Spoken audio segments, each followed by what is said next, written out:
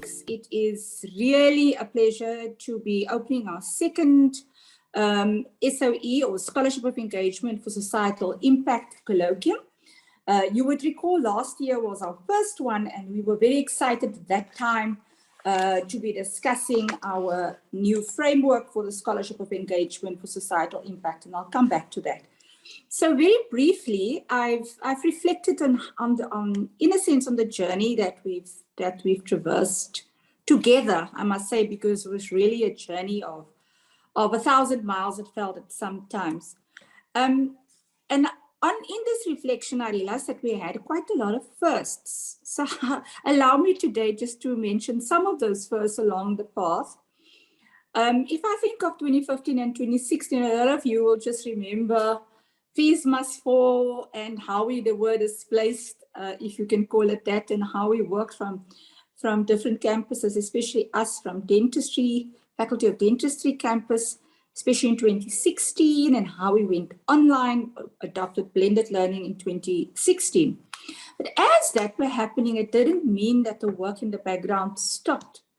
And so it was foreseen as part of our academic plan at the time, 2016, 2015, and going into the 2016 to 2020 IOP, that we would be pursuing the Scholarship of Engagement. At that time, it was really foreseen, how does one go about to integrate community engagement with our learning and teaching and research.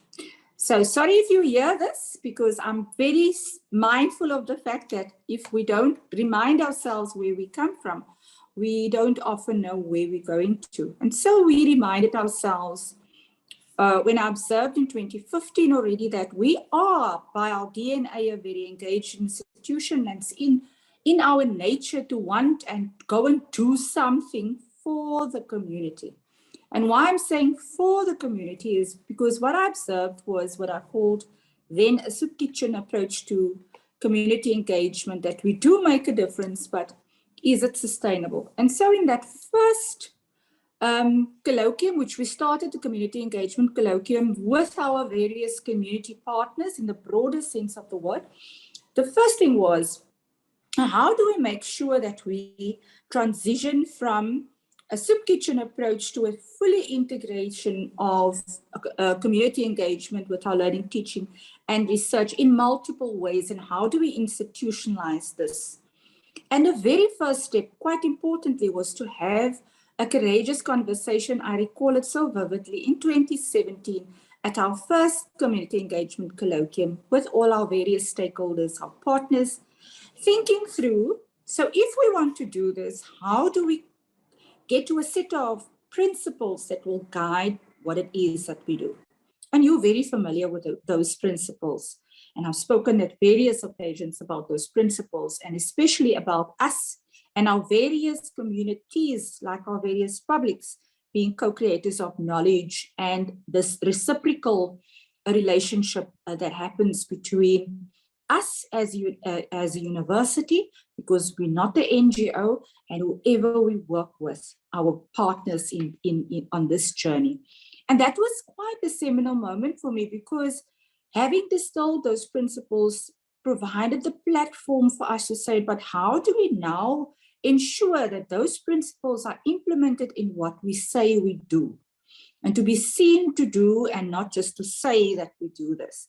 So Dr. Morton would remember very carefully and clearly the recognition. Recognition was very important, because we needed to recognize that there were people that were already doing this, that were committed to want to make a difference. And so it was important from the one part to recognize, and I know our program director was a recipient, and there are many others that might be present here today, a recipient of our first Community Excellence in Community Engagement Awards. I think you were the individual awardee, and we also had the team awards. But coupled with that, it was important to ensure that it becomes something that academics do as part of their scholarly endeavor. And that's why in 2017, when we looked at the criteria for ad personam promotion, as well as the nurturing ad personam promotions process, we wanted to ensure that there's recognition for those academics that are already integrating. And so category C or criteria C came into being in that year, and it grew, and it took one promotion in your faculty or non-promotion in your faculty, Prof. Ngeke Ajay, to not happen despite excellent research endeavors, when we could not find excellence in learning and teaching and excellence in the integration of our engagement with our scholarly endeavors. And I think the scene was then set. And then what we ensured through the various colloquia was to make sure that we could showcase that level of understanding, building up to the scholarship of engagement for societal impact. And you would recall last year, when we were working with Radgers and when we were part, Prof. Daniels and Dr. Hart, when we were part of the ARIS network, I think the exciting part of those earlier workshops was to become part of looking at this from a global perspective. And I did at some stage speak about the interconnectedness between transformation, our engagement, our transformation path, and the engagement that we are following, and how that would then lead to an engaged university. And I think it was a keynote address probably in 2020 or 2021. And that's really set the scene, and I'm very grateful. I want to thank them again, Dr. Hart and Prof. Daniels, for allowing me to be on this path with you to co-author our scholarship of engagement for societal impact, the framework that we have at UWC. Last year, not this time, it was later in the year, we unpacked the draft framework and we started to showcase, and that through a very extensive process of stakeholder engagement, of engagements with a wide range of stakeholders, I must say, led to the presentation at Senate that Dr. Hart and I did, and Senate approving it and being quite excited about this. So where are we now? Very exciting.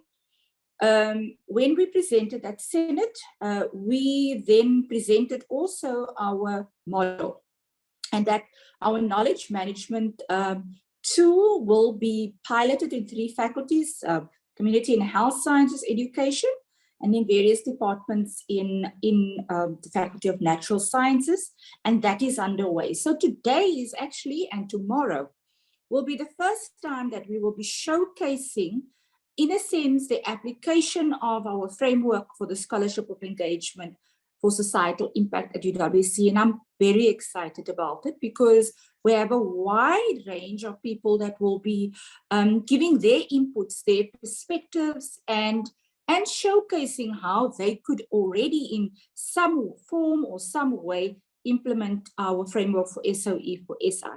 So I'm one very excited person. I've said it. You would have heard the excitement, not only in my voice, but also in the number of times I use the word excited. And I'm looking forward to hearing all of you speak. I have my notes ready. If there's something that sparks for me, I will be taking notes, and looking forward to spending the next 2 afternoons with all of you, and also our guests from abroad when they are joining us. Thank you so much, Program Director.